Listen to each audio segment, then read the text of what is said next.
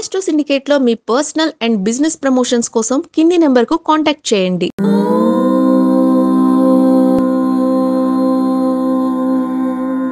ఓం శ్రీ గురుభ్యో నమః. హరి ఓం.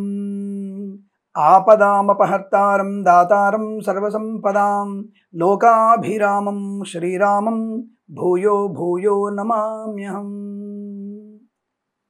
రామనామము చేసుకుంటే ఎంతో ఆనందం ఉంటుంది. అందుకే సదా రామనామం పారాయణ చేద్దాం. ప్రస్తుతము ఒక సోదరి అడిగినట్టు ప్రశ్నకి, ఒక సోదరుడు అడిగిన ప్రశ్నకి, అంటే ఇద్దరు అడిగారు మనల్ని ప్రశ్న. ఒకళ్ళు గృహం కడుతున్నారు, సెకండ్ స్లాబ్ వేస్తున్నారు, అంటే రెండవ స్లాబ్ పడుతోంది. అప్పుడు ఇంటి పక్క వాళ్ళందరూ వచ్చి, మీరు మీ ఇంట్లో మీ వాళ్ళు చనిపోయారు, మీరు ఈ సంవత్సరం మొత్తం కూడా ఇల్లు కట్టకూడదు అని చెప్పారట. వెంటనే నాకు పాపం అమ్మాయి మెసేజ్ చేశారు, అమ్మాయిదేమో ఇండిపెండెంట్ ఇల్లు, మా అబ్బాయిదేమో 3 అంతస్తుల బిల్డింగ్, ఇద్దరు కూడా కడుతున్నారు. సో వాళ్ళు వచ్చేసి, గురుగారు మరి ఇలా మేము మా నాన్నమ్మ గారు చనిపోయారని ఒకళ్ళేమో మా యొక్క అత్తయ్య గారు కాలం చేశారు, అంటే మరి మేము మరి ఇల్లు కట్టాలా వద్దా, ఆల్రెడీ అడ్వాన్స్ ఇచ్చి కూర్చున్నాం, మరి మేస్త్రి గారికి అడ్వాన్స్ ఇచ్చేసాము అని ఒకళ్ళు. స్వామి నేను ఇంటీరియర్స్ కూడా అడ్వాన్స్ చేశాను, మొత్తం వాళ్ళకి ఒక 6 మాసాల్లో కంప్లీట్ చేయాలి, మరి ఇంకా సంవత్సరం వరకు చేయొద్దంటే నా పరిస్థితి ఏమిటి అని అడుగుతున్నారు. ఇక్కడ ఒక ధర్మ సందేహాన్ని గుర్తుపెట్టుకోండి. ఒకవేళ మీ యొక్క, అంటే ముందుగా అమ్మాయి విషయంలో, మీ అత్తగారు కనుక చనిపోక ముందు మీరు ఇల్లు మొదలు పెట్టినా నష్టం లేదు. అలాగే మీ నాన్నమ్మ గారు, అబ్బాయి అడిగిన ప్రశ్నకి, ఇద్దరు అడిగారు కదా ప్రశ్న, అబ్బాయి గారు 3rd ఫ్లోర్ వేస్తున్నారు, అంటే స్లాబ్లు అయిపోయినాయి, ఇల్లు కడుతున్నారు. మరి గురుగారు నేను మరి నాన్నమ్మ గారు చనిపోయారని చెప్తున్నారు కదా, మీ నాన్నమ్మ గారు కనుక ముందే, అంటే మీరు ప్రారంభం చేసిన ముందే, ఇంకా నాకు తెలిసి 3rd స్లాబ్ వేశారంటే మీరు ఆల్రెడీ ప్రారంభం చేసే ఉంటారు, ఆవిడ గారు జీవించినప్పుడే మీరు ప్రారంభం చేసి ఉంటారు, కాబట్టి ఇబ్బంది లేదు.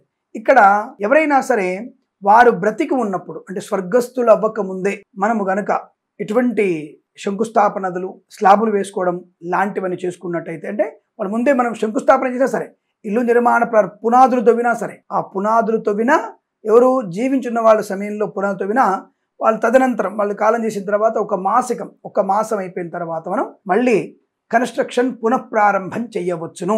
దానికి ఎటువంటి సందేహం అక్కర్లేదు, ఏమాత్రం సందేహపడాల్సిన అవసరం లేదు. మీరు గుర్తుపెట్టుకోండి, అక్కడ ఎక్కడ కూడా టెన్షన్ అక్కర్లేదు మీకు. తప్పకుండా మీరు ఆ గృహాన్ని కంప్లీట్ చేసుకోవచ్చును. కానీ ఈ గతించిన వారి సంవత్సరము తర్వాత, అంటే సంవత్సర విమోకము తర్వాతనే గృహప్రవేశం చేయాలి. ఇది మరి మర్చిపోద్దు, గుర్తుపెట్టుకోండి. మరి అప్పుడు సంవత్సరం అయిపోద్ది కదా స్వామి, మరి సంవత్సరం లోపే గృహప్రవేశం చేయమంటారు కదా, మరి మమ్మల్ని ఏం చేయమంటారు? దానికి ఉపాయం ఉంది. మీరు పీటల మీద కూర్చోకుండా మీ గోత్రం కాని వాళ్ళతో, అంటే ఉదాహరణకి మేనమామలు, బావమరుడు, అంటే భార్య తరపు తమ్ముడు, ఆయన భార్య, వాళ్ళు మా మాట వినరు స్వామి అనుకున్నప్పుడు మేనమామ లేదా మేనత్తల కుటుంబం వాళ్ళు ఎవరు లేరు, స్నేహితులతో వాళ్ళు కూడా లేరు, ఓర్వలేకపోతున్నారు, బ్రాహ్మణుని సింగిల్గా కూర్చోబెట్టి మీరు గృహప్రవేశం ఏం చేసేయండి. బ్రాహ్మణుడిని సింగిల్గా కూర్చోబెట్టి నాయన పంతులు గారు మీరే కాని చేయండి, గుమ్మడికాయ మీరే కొట్టండి, కొబ్బరికాయ మీరే కొట్టండి, మీ సొంతని లాగానే గృహప్రవేశం చేయండి అని చెప్పి బ్రాహ్మణుడి చేత పూర్తిగా పూర్ణావతి వరకు, సత్యనారాయణ వ్రతం వరకు చేసుకోవచ్చు. లేదు వ్రతం ఒక్కటి ఆపుకొని మీరు 2వ సంవత్సరం, అంటే దాదాపుగా 11 నెలలో గృహ చేసుకొని 13 నెలలో 14 నెలలో మరి మీ ఇంటికి వస్తారు కదా, ఇంటీరియర్స్ అని ఏర్పాటు చేసుకొని వచ్చినప్పుడు శుద్ధిగా మళ్ళీ ఒకసారి పుణ్యవాసన చేసుకొని సత్యనారాయణ స్వామి అప్పుడు చేసుకోండి. తద్వారా మీకు అనుకూలమైన ఫలితాలు ఉంటాయి, ఎటువంటి ఇబ్బంది లేదు. మరి ఈ సమయంలో స్వామి మరి మా అమ్మాయిలతో మేము పాలు పొంగించవచ్చునా అంటే, దానికి ఎటువంటి ఇబ్బంది లేదు. పాలు పొంగించడానికి మీ అమ్మాయిని ఉపయోగించదు. అమ్మాయి ఇంటికి మహాలక్ష్మి కాబట్టి ఆ అమ్మాయికి ఎటువంటి దోషం ఉండదు, ఆ అమ్మాయి చేత పాలు పొంగించవచ్చును.